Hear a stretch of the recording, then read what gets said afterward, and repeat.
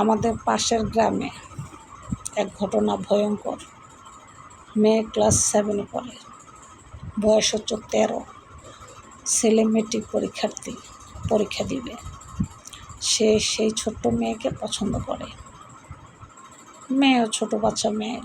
ছেলে আগে অলরেডি 2-1 মেয়েকে স্পর্শ করার কারণে মেয়ে একদম পাগল হয়ে গেছে। এই ছেলেরা ছাড়া আর কিছু বোঝে না।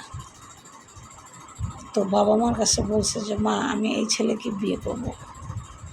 বাবা মা রাজি হয় নাই। তখন মেয়ে ভাইগা গিয়ে ওই ছেলের সাথে বিয়ে করছে।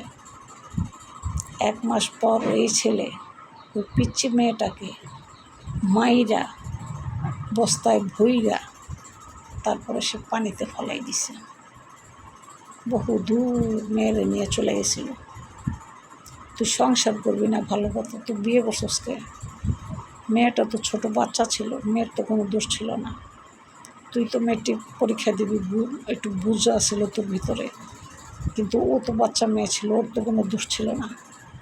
তুই সংসার না করতি, ছাইরা চলে যেতি, পরে তুই মাইরা বস্তায় ভুইরা পানিতে ফেলাই দিলি, এরকম কষ্ট করে মারলি, তুই জীবনও আল্লাহর জান্নাতে যাইতে পারবি না।